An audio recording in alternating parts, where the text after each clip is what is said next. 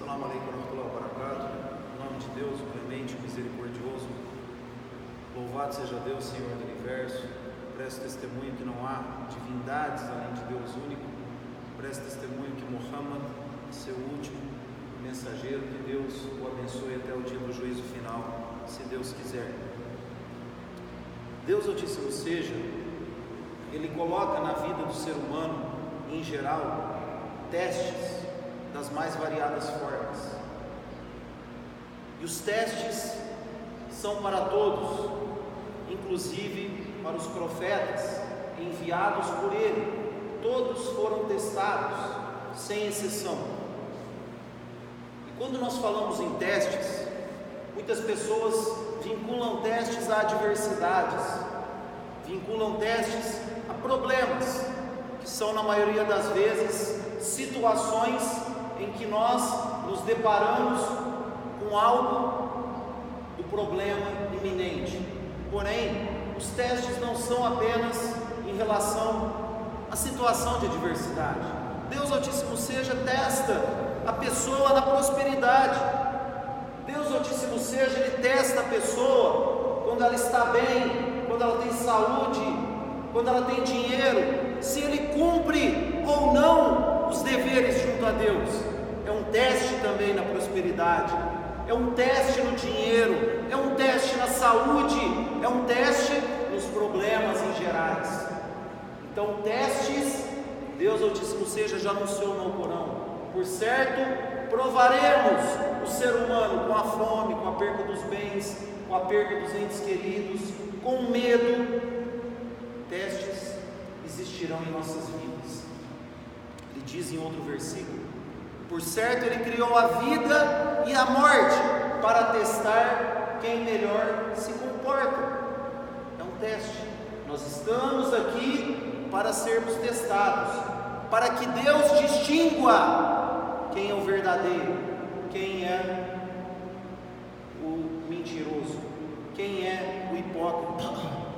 Deus então, Ele diz num versículo no Alcorão: pensam, imaginam o ser humano que só porque diz cremos não serão postos à prova. Deus está indagando: ó ser humano, só porque você diz que crê em mim, que crê em Deus único, que é muçulmano, você acha que não vai ser colocado à prova? No outro versículo Deus diz: por certo, colocamos os vossos antepassados em testes para distinguir quem que é o verdadeiro e quem é o mentiroso. E por qual razão Deus revelou esse versículo? O profeta sallallahu alaihi wasallam explica esse versículo, que Deus testou os vossos antepassados numa história verídica que ocorreu em um reinado, onde um rei, ele tinha um mágico em seu castelo.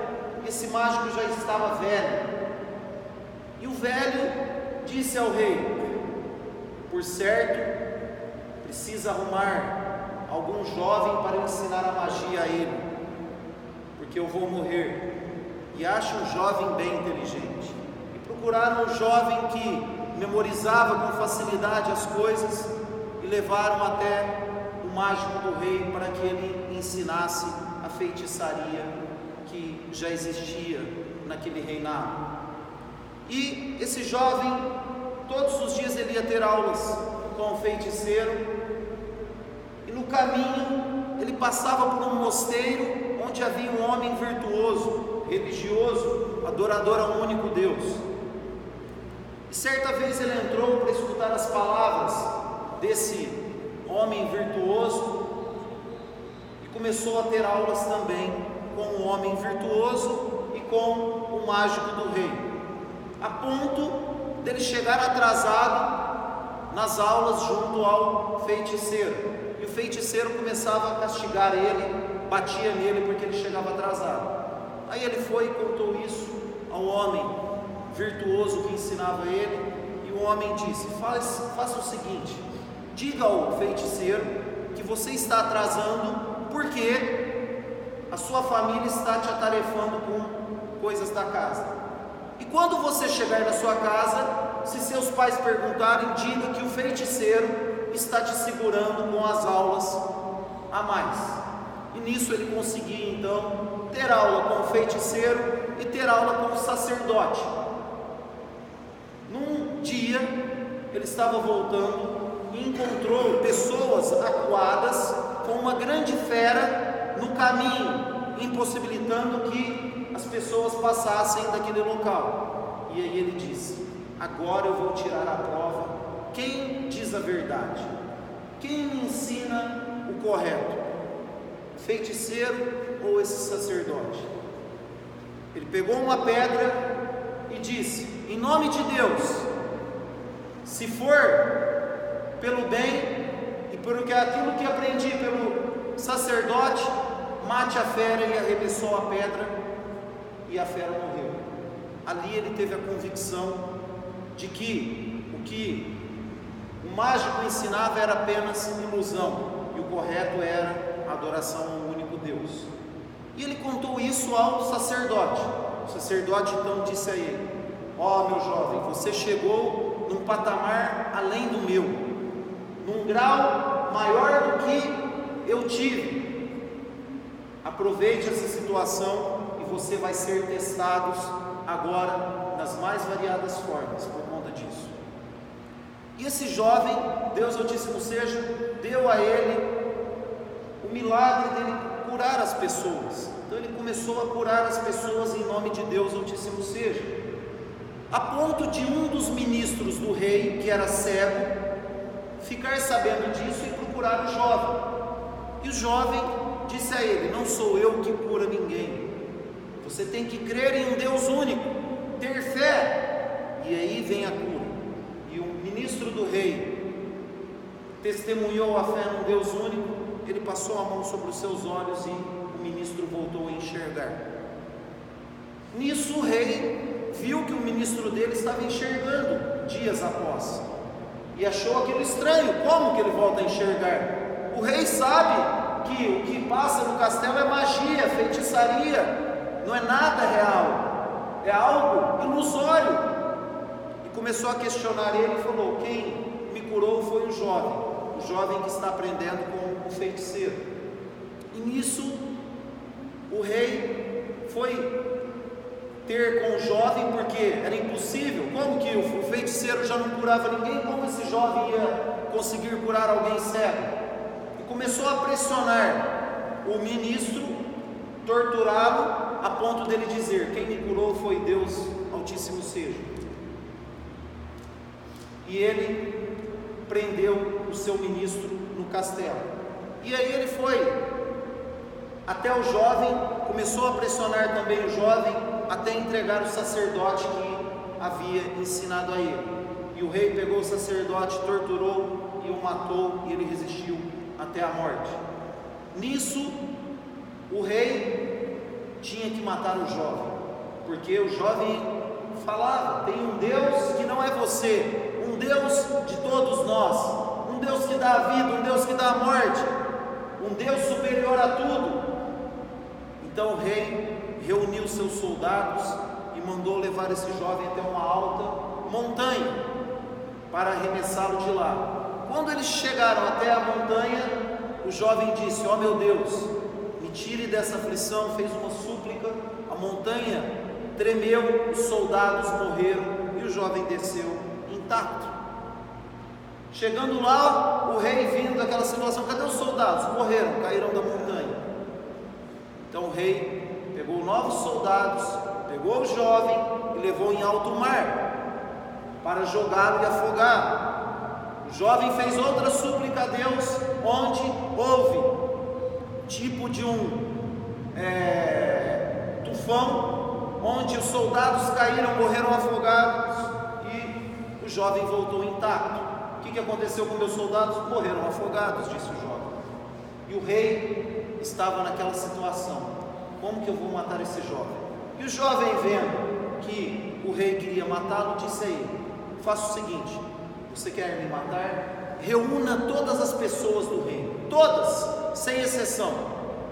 O rei chamou a todos, reuniram a todos, e o jovem disse: agora você faz o seguinte, pegue um arco e flecha, e na hora que você arremessar no meu coração, diga: em nome de Deus, eu quero que esse menino morra.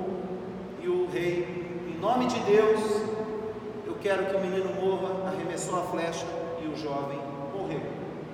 Todas as pessoas do reino testemunharam que havia um único Deus e que não era o rei.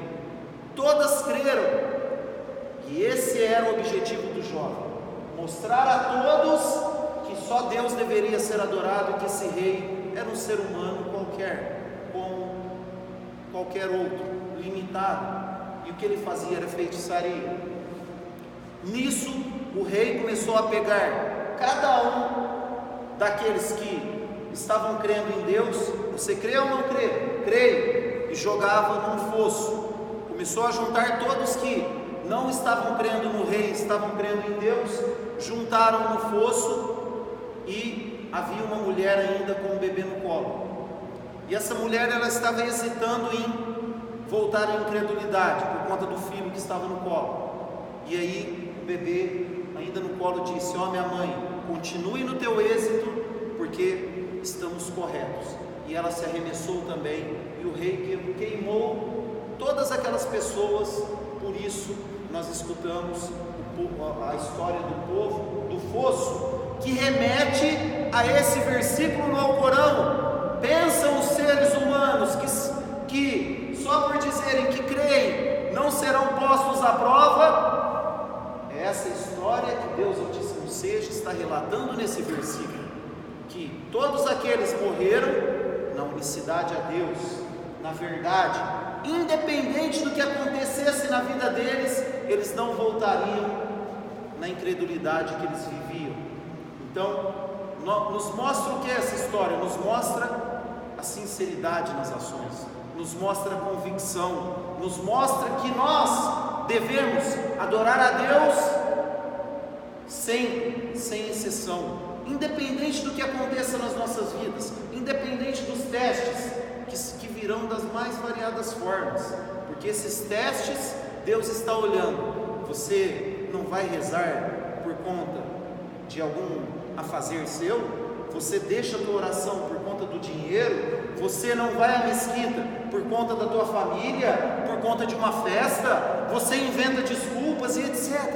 Cada um sabe a desculpa que inventa, aquilo que ele está enganando a si próprio.